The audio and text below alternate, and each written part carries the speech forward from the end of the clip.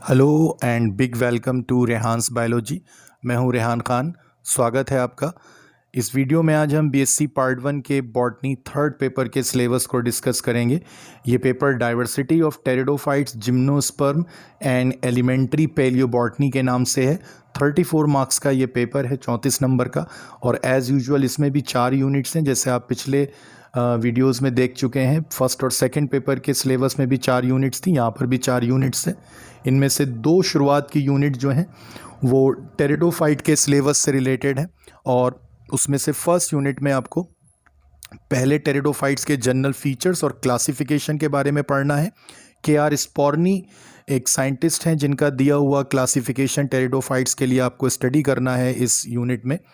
इसके अलावा दूसरा टॉपिक स्टीलर सिस्टम के बारे में है, जिसको हिंदी में रंभ तंत्र कहते हैं। जाइलम और फ्लोएम के सिलेंडर जो स्टेम और ब्रांचेस के सेंटर में होते हैं, जिनके चारों तरफ एंडोडर्मिस, पेरिसाइकिल और कॉर्टेक्स वाला पार्ट होता है, तो वो सेंट्रल पार्ट जो है प्लांट बॉडी का, उसको स्टील कहते हैं। और उसका इवोल्यूशन जो था, उसकी उत्पत्ति जो थी पहली बार टेरिडोफाइट्स में हुई। तो यहाँ पर उसके कितने टाइप पाए जाते हैं, कैसे उसका इवोल्यूशन हुआ है, ये टॉपिक आपको पढ़ना है। लॉन्ग क्वेश्चन के पर्पज़ से ये बहुत अच्छा टॉपिक है।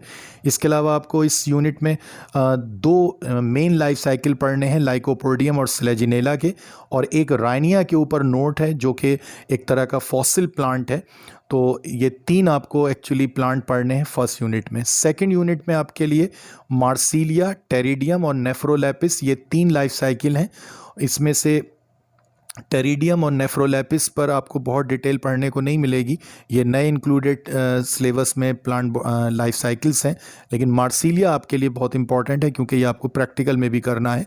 फर्स्ट यूनिट में लाइकोपोडियम और स्लेजिनेला जो 2 टेरिडोफाइट थे, वो भी आपको प्रैक्टिकल एग्जाम में सेक्शन कटिंग में इस्तेमाल करने हैं। तो आपको वो डिटेल जो आप यहाँ थ्योरी में पढ़ रहे हैं, वो आपको प्रैक्टिकल में भी लिखना होंगी।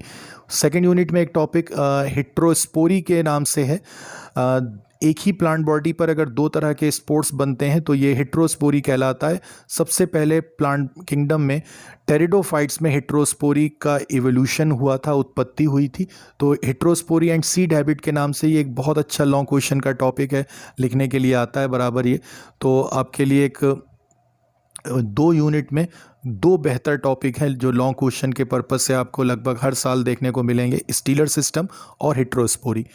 थर्ड यूनिट जो है वो जिम्नोस्पर्म की यूनिट है, जिसमें आपको पहले जनरल कैरेक्टर्स एंड क्लासिफिकेशन पढ़ने हैं जिम्नोस्पर्म के। यहाँ पर भी आपको के.आर. स्पॉर्नी का दिया हुआ क्लासिफिकेशन पढ़ना है जिम्नोस्पर्म का। इसके अलावा आपको एक लाइफ साइकिल भी पढ़ना है थर्ड यूनिट में, साइकस का।